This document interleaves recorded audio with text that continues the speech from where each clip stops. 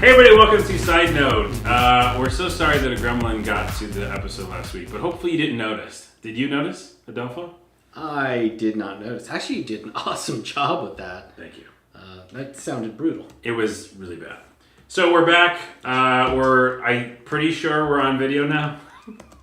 It's like I was telling you before the show, we are keeping it so real that we're keeping it lo-fi. Yeah. As in no-fi. No-fi. Is that a thing? And we're down to 2 beers. And we only have 1 beer each for the whole podcast. Yeah. We really have to drink these slow. Yeah. Thanks, wife. That's not true. I'm going to drink it fast and then we'll just be out.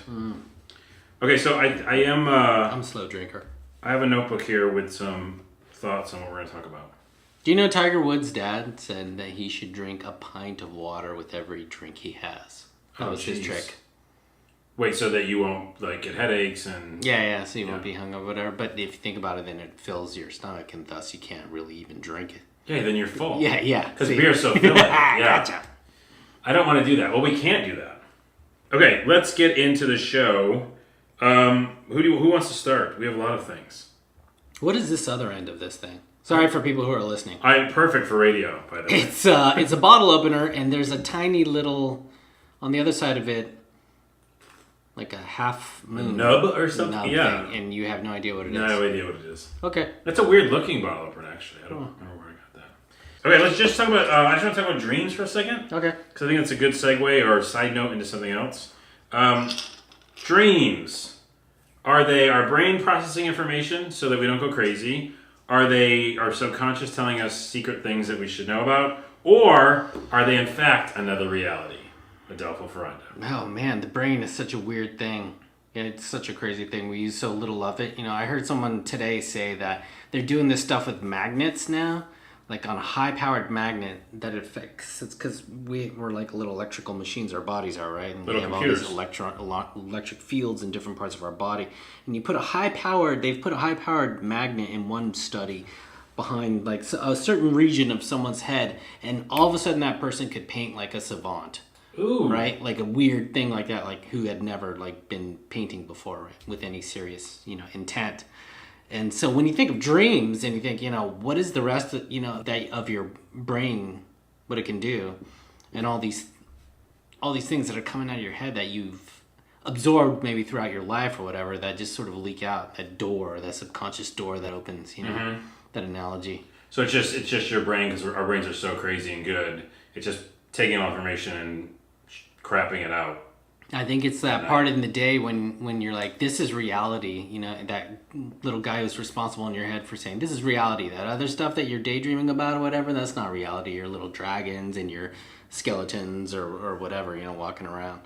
And at nighttime, you get that liberty to sort of, it's almost like a drug-induced kind of visualizations at time. Yeah, I guess it depends what you dream about. If you have I used to have dreams where I could actually control my dreams. Like, they're called lucid dreams. And I'm going to fly, higher. That's called lucid dreaming. There's these things on, that's Indiegogo, I think. There's a little sleep mask you can wear that help you induce lucid dreaming. I did it for a long time in my teens, and I can still do it here and there. Yeah. It's amazing. Yeah. So I think, of course we can control some of it. I think a lot of it is information in this kind of this weird world. But there are things that happen where, I'll give you an example. Recently I had a dream where it was this big moment. In certain dreams it's a big moment. You don't know why. It's just like, this is a big moment all of a sudden. Something's telling you that it is.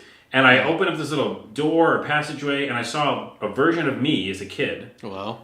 And I was crying. I was pretty sad. God. And then my parents were there, and my brother was there, and I remember my dad not wanting to deal with it, and he left. And my mom was sad about it. But it was a memory. There was a memory there that was being shown to me. Yeah. And now the thing is, of course, it could be shown to me because what you said earlier, just because it's in there. Yeah. But maybe there's a reason for it to come out right now. Huh. That's why I'm going to the subconscious part. Yeah. Maybe my subconscious goes, you know what, you got to process this crap because you've been going through a lot of changes recently, and you're, so let's go ahead and show this to you now. Yeah. So that's why I feel like it's not just a mind dump. I feel like it's also a little bit of our insides going, maybe you need to know that shit right now. Yeah. It's like another life, dude. If you think about it, you're sleeping, 8 to 10 hours, you should be, every day.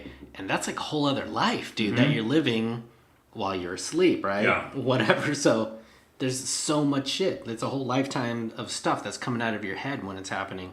Did you ever used to have any recurring dreams or recurring nightmares? Recurring anything nightmares, like that? and it was all because of broken home thing. Oh, I had a recurring easy to nightmare, remember now. especially as a kid. Yeah.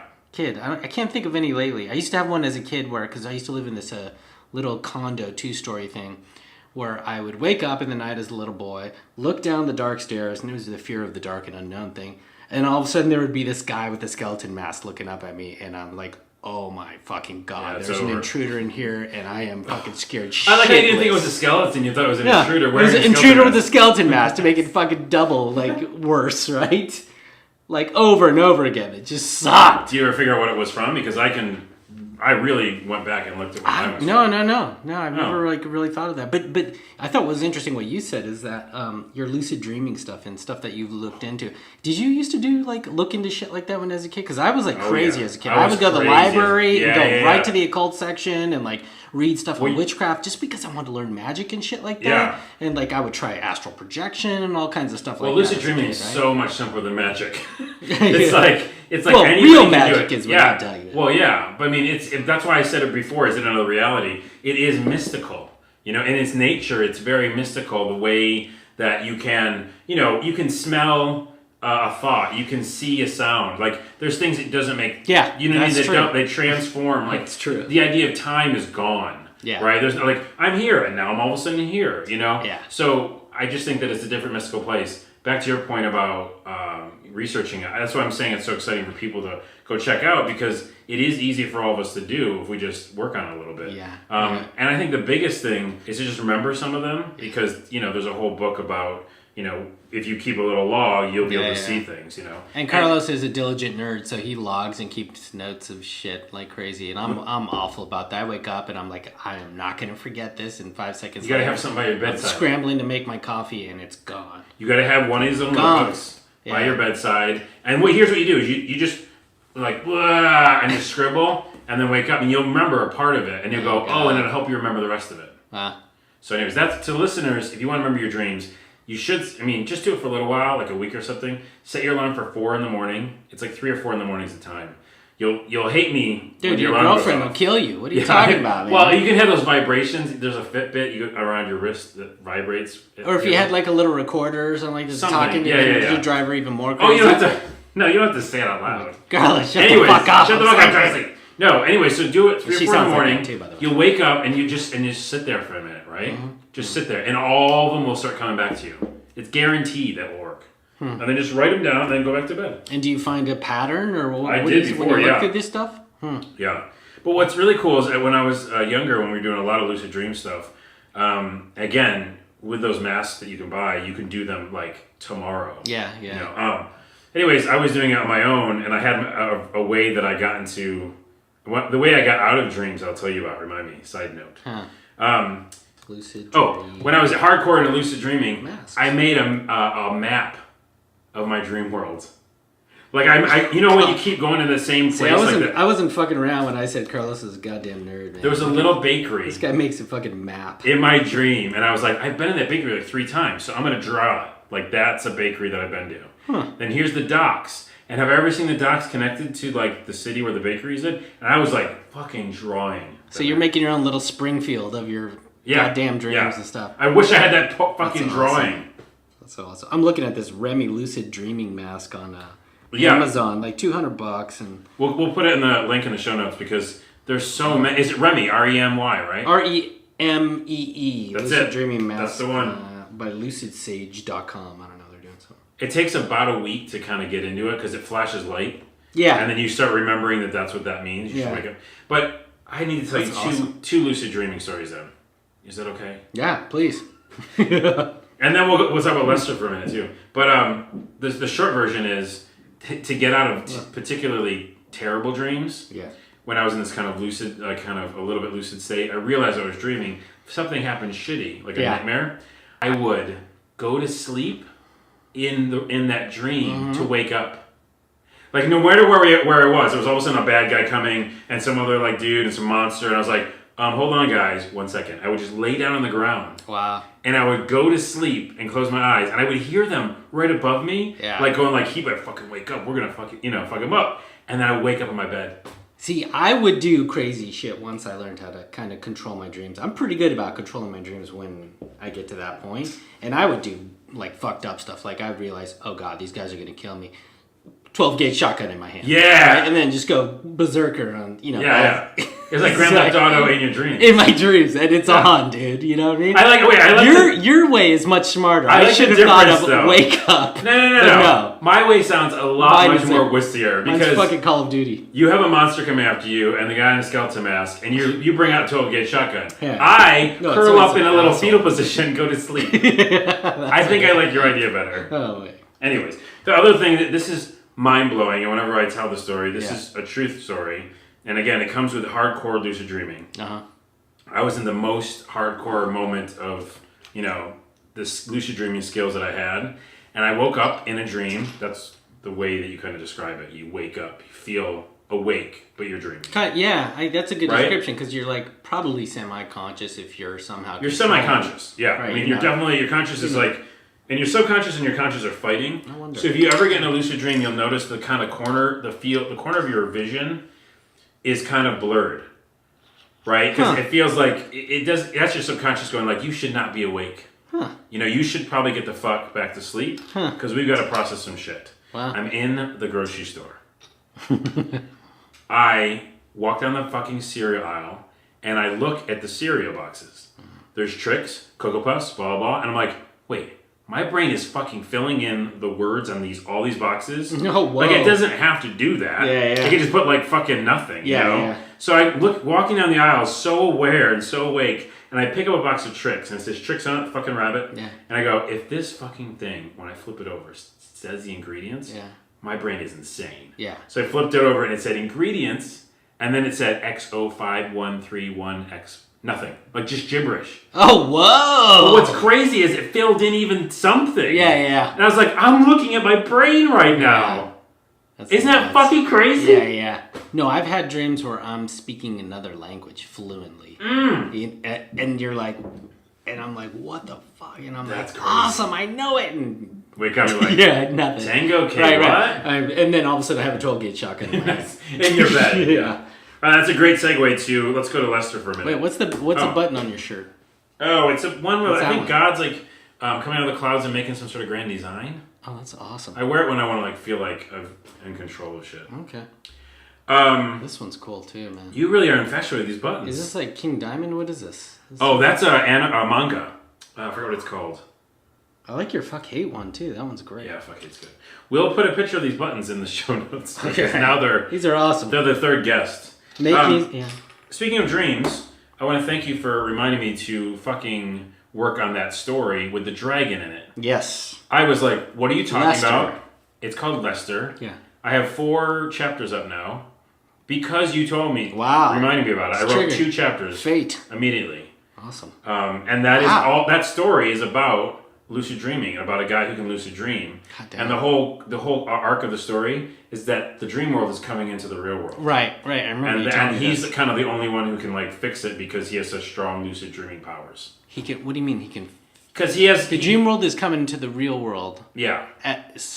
Well, I shouldn't blow for the people, but the teaser that's sort of the premise, right? That's the premise. Okay. And there's a guy who lucid dreams and kind of has special powers in the dream world. He seems to be, like we were talking about earlier, really good at that, like dealing with dreams. Okay. And because of that, he kind of has an upper hand when it has to do with the dreams actually coming into reality because he's dealt with dreams before. Okay. Like the dragon you mentioned. Yes.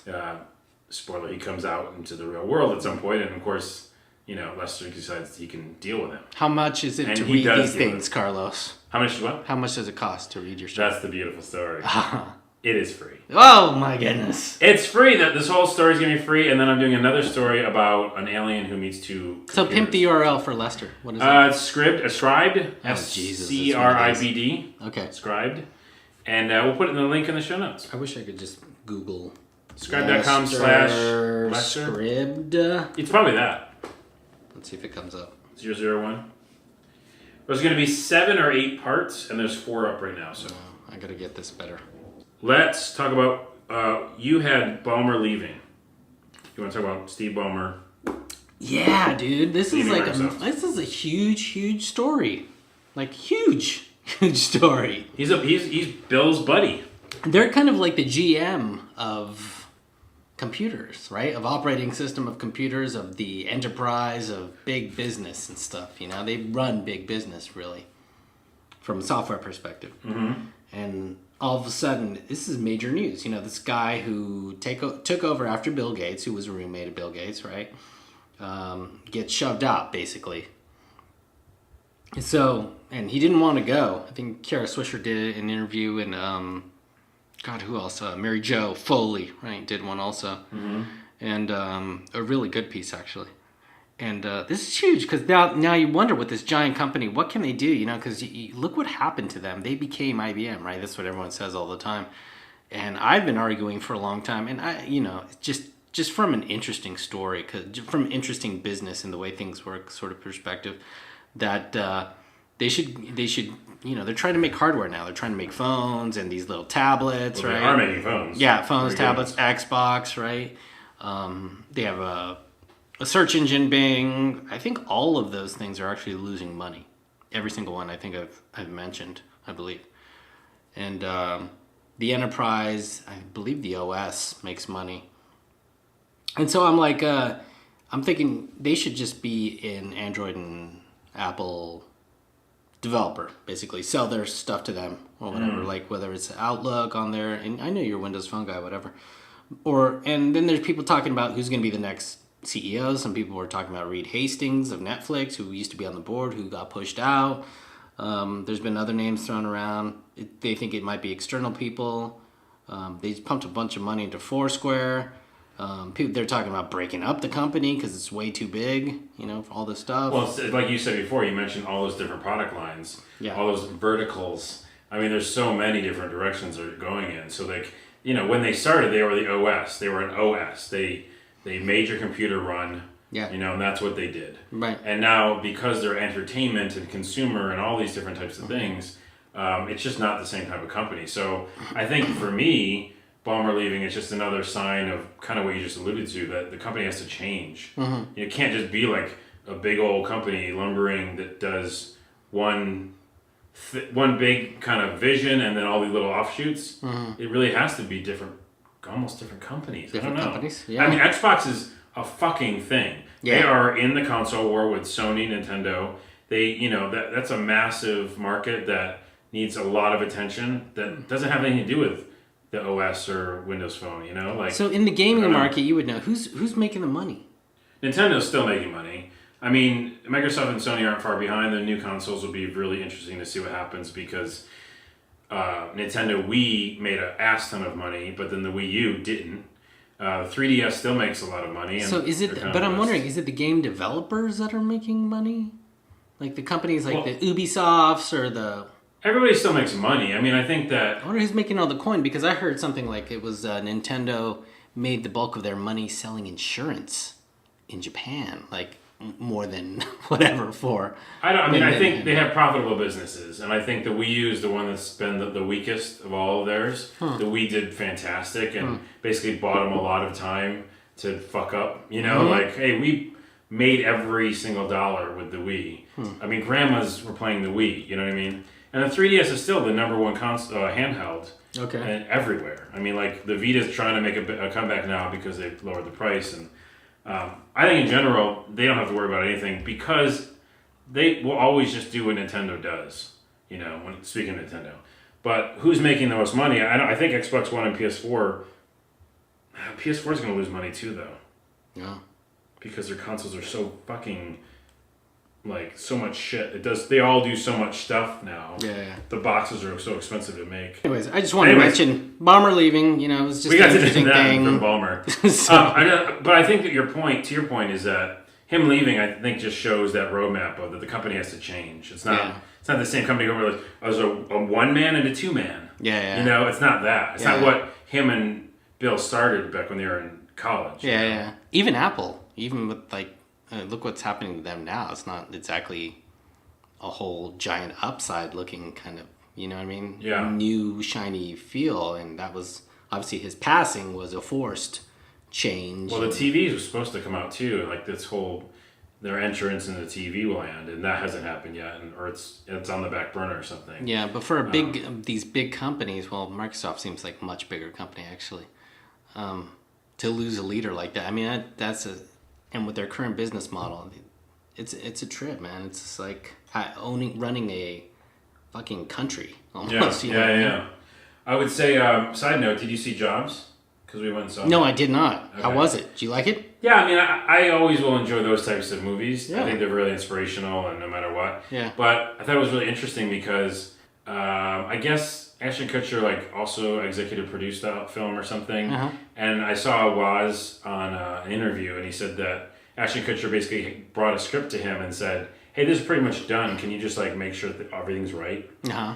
And Woz was like, "No, because I'd rather if you told me while you were writing it, that I could have given you a lot of cool information." Uh-huh. So Woz is promoting Aaron Sorkin's movie, which is the next one to come out. Yeah, I And hear that's supposed to be the one. And he's because Aaron Sorkin was like, "Hey, I want to bring you in when we're writing this." But Ashton Kutcher was like, "We know it." Yeah. So I mean, after watching it and then after hearing that, it's kind of like the fluff movie. Yeah. And it does it really well, and you feel like, oh, cool, Apple and TV. Yeah. But Did you see Elysium?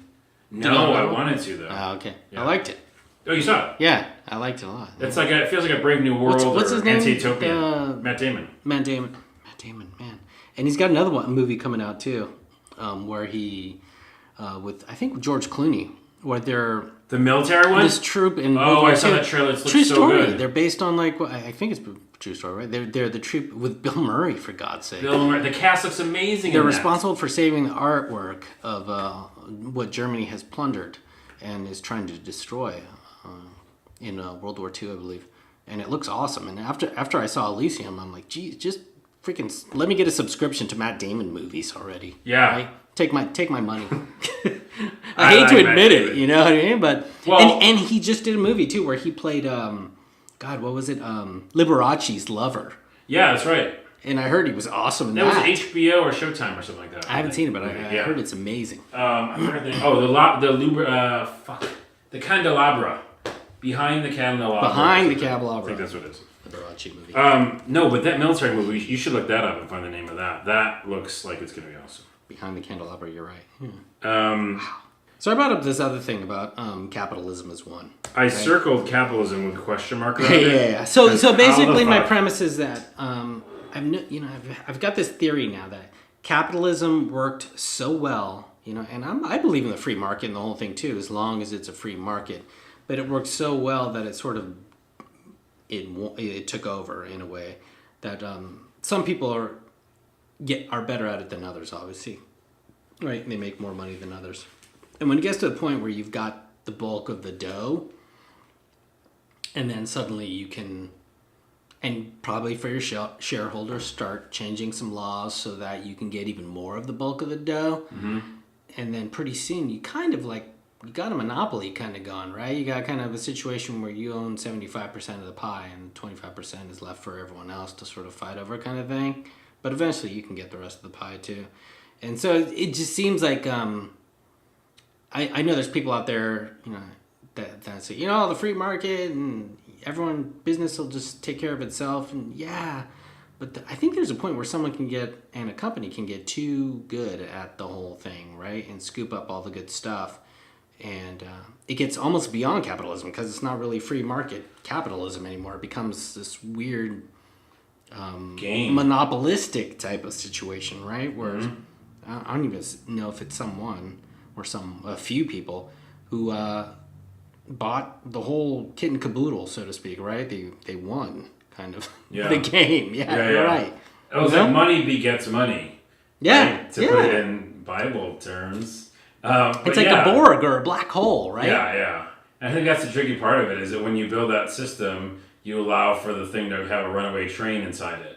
And also you have things like derivatives and crazy things where it has nothing to do with being smart or fucking making educated guesses or being a good businessman. Yeah. It's just like fucking, if you have money, you put it into this little thing that's supposed to make you more money back, and it does. Right. And so then and on top of that, you're changing the rules to your favor, right? Yeah. So that you can corner even more of the game. And you're supposed to, right? And you're supposed to give value to your shareholders of your particular company or whatever, right? So it's anything in order to increase your value and pay back your shareholders, so to speak. I've always liked aspects of socialism. I like parts of the fucking what the fuck is it? The Communist Manifesto. The fuck is it? Karl Marx? No. Yeah, but the Stalin? No, Communist Manifesto, right? Uh-huh. I have to look this up. It's just type in Communist Manifesto. Nice. It's like the beginning of that one book. Is it just a book's called Communist Manifesto? The Communist Manifesto. Okay. Oh, you mean that one? No, what is the answer? In the beginning of that the book. answer. Oh, it's the answer. Yeah. In the beginning of that book, there's a really cool part before it gets all crazy about like, hey, workers should have rights and union shit and, you know. Yeah. And then parts of socialism are really cool too. Like, hey, let's all, my brother doesn't have this, or my fellow man doesn't have this, and blah, blah, blah. Let's all have something together, and then let's still work. Yeah. Basically, and Einstein was a socialist, I really like the concept of, hey, let's all have a fair shot at it. And I feel like in an extreme capitalism version, you don't get a fair shot at it. I mean, my parents never, I feel like, even had a chance in the game, you know? Right. So fair shot means like maybe your rent's taken care of or something. Yeah, right. But because of that, you do something for the government. Yeah. Like make shoes or something on the weekend. Right. I don't know. But you can still do creative shit and still have that capitalism stuff. So me and you can still make a show. Yeah. And then on Saturday, I make like some shoes. I always do the shoes example. Yeah. and those shoes pay for my apartment. Right. So that I'm not fucking dying. Okay. And then me and you can really work on our show and still be successful and then go to get a television gig or whatever we do. Yeah. Right? So just the idea of mixing those two. I think when everyone talks about socialist or communist, especially communist to this day is still like a dirty word. It's like the extreme versions or the dictatorship versions, like Stalin and stuff. Yeah. That's not what it's about. There's portions of that just say, hey, we could do things differently as a people. Yeah. So I like concepts that have, hey, we'll take care of parts of this for you, but then you better do your own thing, to succeed. Yeah. I think the philosophies are not the flaw at all. I think the communist philosophy or the capitalistic philosophy or wherever you stand on this thing, libertarian philosophy or whatever political stance you take too, in their utopian view are all pretty cool, are all pretty cool. It's people that fuck it up. You're right, man. We become these weirds. We change the goddamn rules midway. We're like, I probably should have a little more than him. Well, yeah, why the fuck does it happen? Because of greed and that bullshit. And that's why money is the root of all evil. It sounds old school and stupid. But I mean, I don't even think it. Yeah, I think it's whatever. I don't know what it is, man. I think it's power. It's money and power. Right. It's both of those. Power. I think once you give it to people, they start like weirding out. No power for anyone. We're all powerless. We'll never have an answer to that question. And shotgun in my hand again. I know. And totally shotgun. And I'll go to sleep in the fetal position. We'll never have an answer to that conversation. I'm sure a lot of commenters will. Please leave your comments on what you think we should have as Carlos's shoe business business model. I don't know why I always bring up shoes. I have a button. I make shoes for rent money. Let's talk about leaving Facebook real quick. Yeah, man. I left it today. Wow. Yeah. A couple days ago, their chief privacy officer just sent an email out to everyone about some sort of new privacy stuff. Good luck with that. Yeah, I know. No, I've been wanting to go for a while, and one of my friends said, like, you left before. I looked it up, and I left last year for like 2 days, and then I went back. I kind of went back mainly because of business and trying to promote content that I do. Yeah. But this time I left, and the interesting thing I want to tell you about is that the minute I was leaving, I was like the day or two before, I asked for everybody's email, like all my real friends and people I really care about. I was like, hey, can I have your email? I want to actually talk to you, when I leave here, And also, if you have a website, that'd be really cool too, because I'd like to, to go there. So many people sent me emails. I think everybody who I asked, Jesus. and all of them, we had awesome conversations. And I had never even had conversations with some of these people on Facebook. Yeah. Like, I mean, especially not to the level that we did. Right. My one friend sending me like emails with pictures in them. Wow. You know, like, and we're like catching up over old times, and then that led to like sending postcards to each other. Wow. Like, all this stuff happened in such a few short like days because I left Facebook and I said, hey, I want to talk to someone because I want to talk to them. Yeah. And I don't want to just get a like, oh, look, dog has diarrhea. That's neat. But are not like that. Yeah. Do you think it was like the voyeuristic, the other people thing? Like seeing the thread that maybe they didn't want to communicate. They wanted to communicate with you. They're more inclined to communicate with you in email versus Facebook. Exactly. Wow. Is that what it was, you think? Well, yes. Because the NSA is getting it either way, right? Yeah. So, obviously it's not Some that. sort of secret email. Yeah. No, I think that that's it. I think that there's a way that you use Facebook that we alluded to, I think, last podcast, which is a timeline of stuff. Yeah. And similar to Twitter, if you miss it, it's gone. Yeah. I don't know my friend had a baby. Oh, maybe if he called me or maybe emailed me, then I would actually. So there's just all this kind of passive behavior on Facebook. And when I finally got people's fucking emails, I was like, what's up, dude? Yeah. Like, how are you doing? Yeah. And they're like, holy shit, all this stuff's happening. Yeah. It was awesome. It's interesting that you brought up before all this that you were kind of going back to it as a sort of promotional tool.